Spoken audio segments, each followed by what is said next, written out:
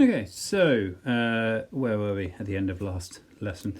So we have the electromagnetic spectrum, which runs radio waves, microwaves, infrared radiation, visible light, ultraviolet, X-rays, and then gamma rays. And as we go in this direction, we are increasing in frequency. And as we go in this direction, we are increasing in wavelength. Now, one of the things that's we have to know, apart from the things that that unify them all in terms of their, they're all transverse waves, they all travel at the speed of light in a vacuum, is how they can be used. Okay, you probably, and there are a couple of clues about how these things can be used. You probably have a microwave in your house. You probably do not have an X-ray machine in your house. So these different bands of the spectrum have different uses, and they have different dangers. Some of them have different dangers. And so what we're going to look at today as a piece of research is to do some research into identifying what some of the uses and the dangers of these different things are. So some of them you can probably name. Okay, so you can probably say that hopefully you may know what visible light is used for. It's used for seeing around. You see in optical communications, photography, and so on. You've probably got an idea of what an X-ray is for, or what a microwave is for. But their dangers are variously different. And so what you're going to be using is there's a little word template, which is just a table to fill out and say, okay, these are some of the uses and some of the dangers. Just to be aware, it is not about writing a paragraph in each box. It's really about writing sort of 2 or 3 different things. So let's take something that there's going to be a little video to go and watch, but let's take the example of infrared, and it's, as you can see, it'll be filled out in the little table. But what is infrared radiation? What is it used for? And what are its dangers?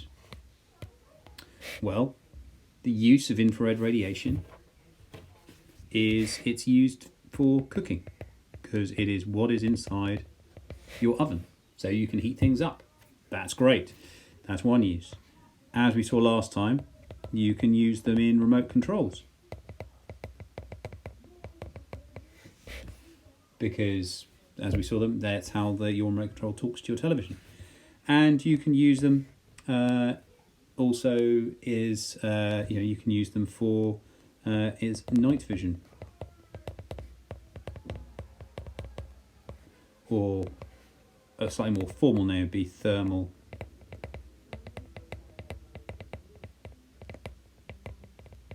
photography.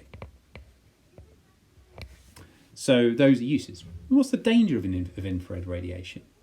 Well, you can't, you can point your remote control at yourself all day long. It's not really going to do anything to you. The question really is really related to this idea of cooking. Because you just have to ask yourself a question of, if I decided to somehow expose myself to vast amounts of infrared radiation by climbing inside my oven, is that safe? Well, clearly it's not safe. So what would be the danger of that? You can burn. Okay, so you can get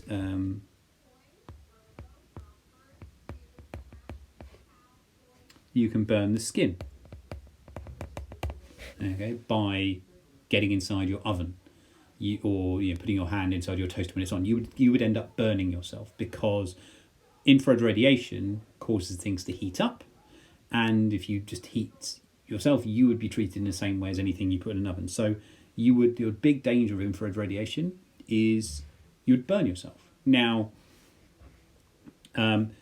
in in many ways, when you think about it, that doesn't come from a remote control because the amount of infrared radiation that it's sending out is so small, it's not going to burn you. Night vision equipment is more about receiving infrared radiation and converting it into a nighttime picture, not really about doing anything else. So in cooking is hopefully you're going to protect yourself by not going into any sort of climbing into your oven.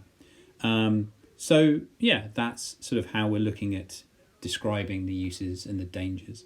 It's not about writing a paragraph for each one. Few little words for each section is absolutely fine on uses and dangers. And I'm about to just do a little video to sort of talk about radio waves and dangers in particular. But just so you're aware, there is something listed for for microwave infrared, ultraviolet X-rays and gamma rays. There is something that is listed that should be easy-ish to find and say, oh, okay, that would be the consequence or the danger of having too much of that form of radiation. And so there we go. That's what there is to do. Hey everyone, so I wanted to make a little note about something that can occur when we talk about the dangers of electromagnetic radiation, and something that's actually relevant to stuff that's been happening in the last sort of 12 months or so. About must be about 5 years ago now, I think. I set a group of Year 10 students a task very similar to the one that you're doing, which is to research some of the uses and dangers of EM radiation. And they handed it in for homework and I had a look at it. And what I was perplexed by when I was reading it was how all of them, or almost all of them, had filled in the box for radio waves and had said radio waves cause cancer. There is a significant danger to you from radio waves. And as someone who knows there isn't, spoiler alert, I was perplexed by that statement and I wanted to know where it had come from, because I was expecting students to go to like BBC Bitesize or use their CGP, so two of the big reputable sources that you have, and to just simply fill out no known dangers. But instead, what I got was these very significant dangers. So, having had a discussion, I eventually was able to stumble upon what had happened. One student had essentially typed into Google what are the dangers of radio waves, and had found themselves at a website that was essentially laden with conspiracy theories. So we did manage to track it down again, and it was a very dated looking website. So even for the time it looked, there were broken image links and so on and so forth that kind of show you a website that's not being updated completely regularly. And this website was making a lot of claims, not just about radio waves, but actually, if you delved into it, about other things as well. And they had found this website, and so what they did is they shared that with everyone else in the class, and so suddenly everyone else in the class took it as absolute truth that radio waves caused cancer. With the exception of one student, nobody could tell me what this website was, because no one else had visited it with the exception of that one student. Now, that's not that individual student's fault, actually, because I set what wasn't a great question. I led them to believe there may be dangers of radio waves, and so they tried to look for them, and in trying to look for them, they ended up at that website. Now, there were several clues that it maybe wasn't reputable. It wasn't a standard source. It wasn't scientific. There was no information anywhere about who it was who was running the thing. And it was very alarmist in all its language. When you read a newspaper report or a BBC report, it's always very neutral in a lot of things it tries to talk about, whereas this was very alarmist. And at the time, it was a very nice learning experience for everyone about how to try and spot things that shouldn't be trusted, how to evaluate whether or not a source is trustworthy. Now, the reason I talk about it is because nowadays we've seen a resurgence of theories about things. And one of the biggest ones that we've seen in the last year was this idea of there's being some kind of link between 5G, the new sort of global network standard for mobile phones, and coronavirus. And this, aside from it being, instead of it being something that people could say, well, that's a bit funny, it's this sort of weird corner of the internet, some people on Twitter who are saying stuff that's just pretty laughable. What it led to were arson attacks on 5G towers, threats of violence towards people who were working on those sort of things, and a lot of people starting to have these sort of ideas and starting to not trust the official lines on what was causing coronavirus. And if there's one thing that's happening at the moment in large parts of the globe, is this sort of rejection, this denial of the situation we're all in. Now, why did that 5G sort of story start? Well, it started, as with many things, by somebody who should have known better just simply making a claim. The earliest reference that I can find to it was a doctor, I think in Belgium, who made a claim that Wuhan was the most globally covered 5G place in the world, which it isn't, but that was the claim. No one checked it, and because that person had the title of a doctor, they were just taken as being someone who must know what they were talking about. Exactly what the motivation of this person was, I've got no idea. I don't think anyone really knows. It was just, this is what I'm going to say. I'm going to go out and I'm going to say this. And people then took that and they ran with it. They ran with the idea that until we had designed 5G and started rolling it out, there wasn't this weird pandemic. So there's a correlation there.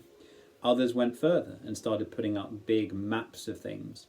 So they would put up maps of where coronavirus was spreading and where 5G networks were active. And they would find that they would match and say, oh, well, that's evidence. It must be that one thing causes another. But if you stop and think about it, there is a very good reason why the two things would match, at least in the early days of this pandemic. You build 5G network towers in the place where you want where people are, because you're trying to sell them a product. You're trying to sell them a higher spec phone with the ability to download even more tweets per second. And a virus will transmit in the same way in a much more higher densely populated area. So places where both of those things align, you're going to get a higher initial spread. And in that early day, that kind of matched, and so therefore it looked good. And people looking for an answer, looking for an explanation, they went and held onto it and said, well, this must be the reason. Now, over time, of course, that argument has fallen by the wayside, and I don't think I've heard anything about the 5G conspiracy for quite some time.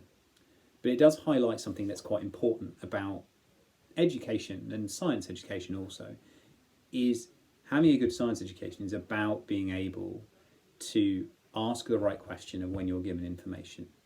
Who is giving you that information? What are they claiming? What's their background?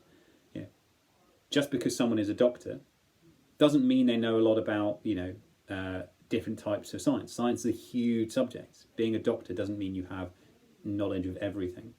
It just means you have knowledge of one specific piece. Even within the medical field, there's the difference between someone who's a pediatrician and someone who's an oncologist is huge.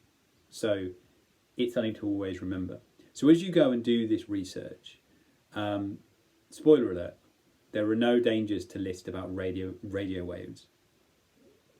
But always remember, what is the source you're going to? What is the place that you think this is a good source of information? I can trust this place. And what are things that are just the equivalent of someone who's just yelling into the wind?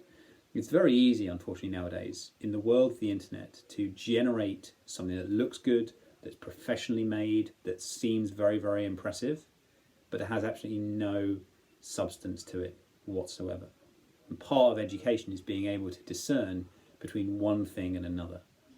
And it's one of the things that protects you from falling for a conspiracy theory that might ultimately actually cause you and the people around you harm.